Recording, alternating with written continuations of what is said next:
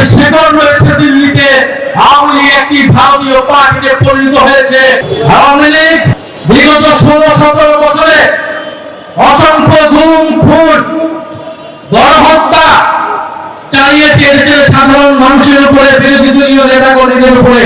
তার ফলশ্রুতিতে গণ অভ্যুত্থানের মুখে পরে শেখ হাসিনাকে পালিয়ে যেতে হয়েছিল দিল্লিতে। এই সরকার, নতুন সরকার গঠিত হওয়ার পরে গত 4 মাসে আইসিটিতে নতুন কোন রায় আমরা এখন পর্যন্ত দেখি নাই। কোন নতুন কোন তদন্তের রিপোর্ট এখন পর্যন্ত দাখিল হয় নাই। এটা স্পষ্টত যে চিফ প্রসিকিউটরকে বসানো হয়েছে তিনি দায়িত্ব পালনে ব্যর্থ হয়েছেন।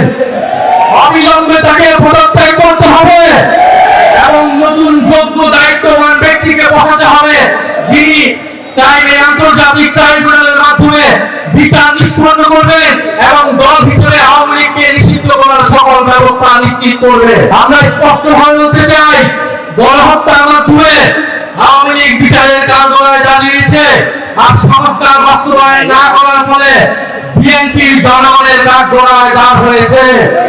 এই দুই শক্তির বিরুদ্ধে আমাদেরকে এখন সমানভাবে লড়াই চালিয়ে দিতে হবে। সংস্কার, বিচার এবং বাংলাদেশের সার্বভৌমত্ব রক্ষার জন্য 11 দলীয় ঐক্যের নেতৃত্বে আমাদের এই লড়াই সংসদ এবং সংসদের বাইরে আমরা চালিয়ে যাব। আপনারা সেটার জন্য প্রস্তুত হয়েছে। আওয়ামী লীগ একটি ফ্যাসিস্ট, গণহত্যাকারী এবং সন্ত্রাসবাদী সংগঠন। আওয়ামী লীগ দেশের স্বাধীনতা সার্বভৌমত্ব বিরোধী সংগঠন, যার আশ্রয় হয়েছে দিল্লিতে, কারণ আওয়ামী লীগের শেকড় রয়েছে দিল্লিতে। আওয়ামী লীগ একটি ভারতীয় পার্টিতে পরিণত হয়েছে। এটি একটি ভারতীয় পার্টি ছিল। আওয়ামী লীগের দেশে আসার, আওয়ামী লীগের রাজনীতি করার সুযোগ বাংলাদেশের 5ই আগস্টেই সমাপ্ত হয়েছে। যারা সমঝোতা করছে, যারা নতুন করে স্বপ্ন দেখছে আওয়ামী লীগের রাজনীতিতে পুনর্বাসিত হওয়া, তাদের পরিণতি আওয়ামী লীগের মতোই হবে। আমরা স্পষ্টভাবে বলতে চাই, আইনমন্ত্রী বিচার না করার কারণে তিনি স্পষ্ট ব্যর্থ হয়েছেন। স্বরাষ্ট্রমন্ত্রী নিরাপত্তা দিতে না পারায় তিনি ব্যর্থ হয়েছেন।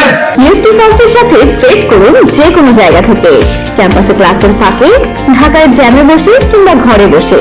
ট্রেডিং এখন হাতের মুঠোয়, তাই ট্রেড করুন যখন খুশি, যেখানে খুশি।